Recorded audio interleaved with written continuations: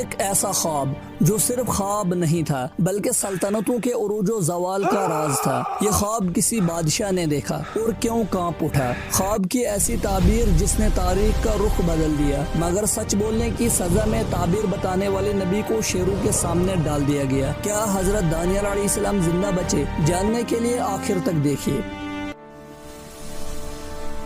حضرت دانیال علیہ السلام اللہ کے ایک برگزیدہ پیغمبر تھے جو بنی اسرائیل کے زوال کے آخر دور میں پیدا ہوئے۔ آپ 457 قبل مسیح بیت المقدس میں پیدا ہوئے۔ حضرت دانیال علیہ السلام کے والدین کے متعلق عہد قدیم اور جدید دنوں میں کوئی معلومات موجود نہیں، لیکن بعض مورخین نے لکھا ہے کہ آپ یہودا کی نسل سے تھے جو بنی اسرائیل کا خاندان تھا۔ حضرت دانیال علیہ السلام جوان ہوئے تو یہ بنی اسرائیل کا بدترین زمانہ تھا۔ لوگ گناہوں اور طرح طرح کی برائیوں میں مبتلا تھے اور اللہ کے نافرمان ہو چکے تھے، لہذا اللہ کا عذاب بنی اسرائیل پر بخت نصر بادشاہ کی شکل میں نازل ہوا۔ بادشاہ بخت نصر اس وقت بابل کا ایک ظالم بادشاہ تھا۔ اس نے یہودیوں کی ریاست پر حملہ کر دیا اور یہودیوں کے مقدس عبادت خانہ ہیکل سلیمانی کو نیست و نابود کر ڈالا۔ حضرت دانیال علیہ السلام کا یہ ماننا تھا کہ بنی اسرائیل پر دشمن کا حملہ خدا کی طرف سے ان پر ایک سزا ہے اور یہ سزا بالکل درست اور حق پر مبنی ہے۔ بخت نصر نے یروشلم کو تباہ کر دیا، بے دردی سے لوگوں کو قتل عام کیا اور باقی بچے لوگوں کو قیدی بنا کر بھیڑیوں کی طرح بابل لے جا کر اکٹھا کر دیا۔ ان قیدیوں میں سے حضرت دانیال علیہ السلام بھی شامل تھے۔ 421 قبل مسیح میں بخت نصر نے ایک رات ایک پر اسرار خواب دیکھا۔ اس نے خواب میں دیکھا کہ ایک بڑا بت ہے جس کا سر سونے کا تھا، درمیانی حصہ چاندی کا تھا، نیچے کا حصہ تانبے کا تھا اور پاؤں لوہے کے تھے۔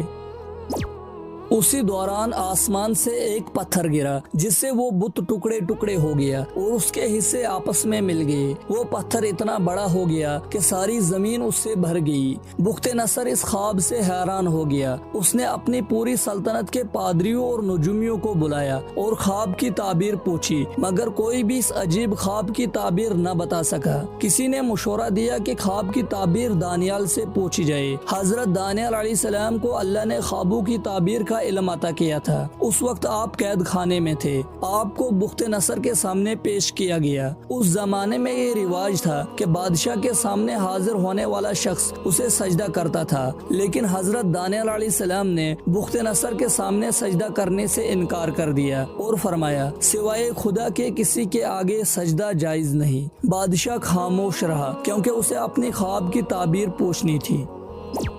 جب اس نے خواب سنایا تو حضرت دانیال علیہ السلام نے فرمایا، تم نے جو سونے کا سر دیکھا وہ تم ہو۔ تمہارے بعد ایک اور سلطنت آئے گی جو تم سے کمزور ہوگی، پھر ایک تیسری سلطنت تانبے کی ہوگی جو پوری زمین پر حکومت کرے گی، اور چوتھی سلطنت لوہے کی طرح مضبوط ہوگی، اور جو تم نے دیکھا کہ ٹانگیں مٹی اور لوہے کی ملی جلی ہے تو اس سلطنت میں کمزوری ہوگی۔ اور ان بادشاہوں کے زمانے میں آسمان کا خدا ایک ایسی سلطنت قائم کرے گا جو ہمیشہ قائم رہے گی اور کبھی ختم نہ ہوگی۔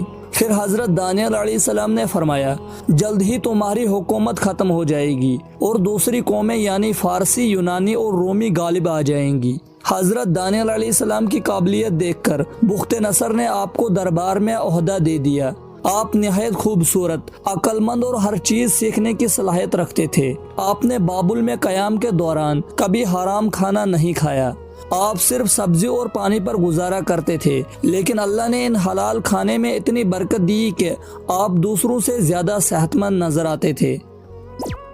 410 قبل مسیح میں بخت نصر کو پھر سے پریشان کرنے والے خواب آنے لگے، لہذا حضرت دانیال علیہ السلام نے اس سے فرمایا کہ تیری حکمرانی تبھی محفوظ رہ سکتی ہے جب تو خدا کی حکمرانی تسلیم کرے گا۔ حضرت دانیال علیہ السلام نے اسے نصیحت کی کہ اس صورت حلال سے بچنے کے لیے غریب بندوں پر اپنے خزانے کا رخ کھول دے، بھوکوں اور محتاجوں کی مدد کر، پھر شاید خدا تجھ پر اپنا رحم کر دے۔ لہذا بخت نصر نے اس نصیحت پر عمل کیا۔ اس نے غریب بنی اسرائیل کی خوب مدد کی، یہاں تک کہ بنی اسرائیل کا ایک شخص بھی بھوکا اور غریب نہ رہا اور ملک کے حالات بہتر ہو گئے۔ 397 قبل مسیح کے مطابق حضرت دانیال علیہ السلام کی مثال حضرت یوسف علیہ السلام کی طرح ہے۔ آپ حضرت یوسف علیہ السلام کی طرح ہی قیدی بنا کر دوسرے ملک میں لے گئے اور دونوں کو ہی خواب کی تعبیر کے علم سے نوازا گیا تھا۔ اگر یوسف علیہ السلام نہ ہوتے تو پورا مصر تباہ ہو جاتا۔ بالکل اسی طرح اگر دانیال علیہ السلام نہ ہوتے تو بابل تباہ ہو چکا ہوتا۔ بخت نصر کے مرنے کے بعد اس کا بیٹا بالشاہ زار بادشاہ بنا۔ یہ انتہائی نالائق اور عیاش بادشاہ تھا۔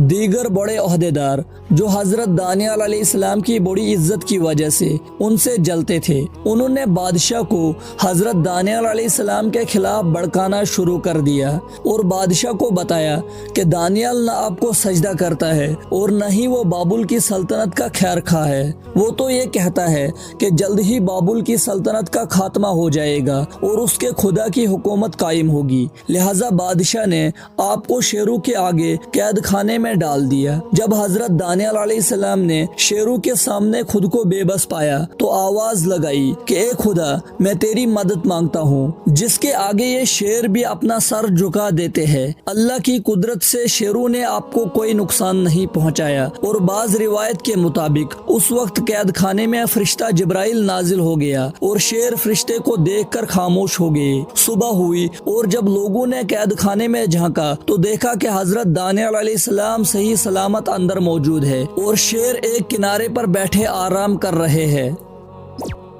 اب لوگ سمجھ گئے کہ آپ ایک نیک اور برکت والی شخصیت ہے، مگر اب وقت گزر چکا تھا اور خدا کا عذاب قریب تھا۔ بابل پر فارسی بادشاہ سائرس نے حملہ کر دیا اور بخت نصر خاندان کی حکومت کا خاتمہ ہو گیا۔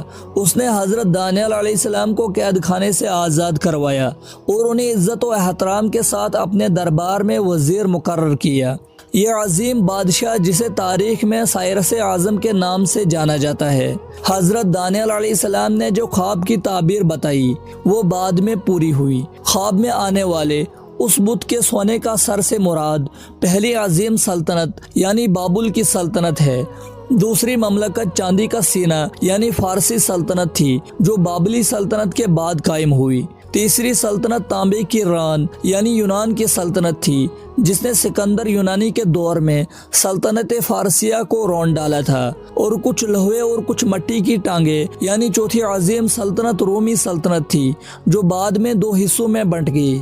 یہود و نصارہ میں سے کوئی اس پر ذرا سا بھی شک نہیں کرتا کہ ان چاروں سلطنتوں کے زوال کے بعد ایک سب سے بڑی حکومت قائم ہونی تھی جو آسمان کی خدا کی حکومت ہوگی اور ان سب سے بڑی عظیم اور دنیا میں انصاف قائم کرنے والی ہوگی۔ اہل کتاب حضرت عیسیٰ علیہ السلام کے بعد بڑی بے صبری سے اس عظیم خدائی سلطنت کا انتظار کر رہے تھے۔ وہ یقینی طور پر جانتے تھے کہ یہ سلطنت آخری نبی کے ہاتھوں قائم ہوگی جسے وہ ارکون یعنی امن کا بادشاہ کہتے تھے۔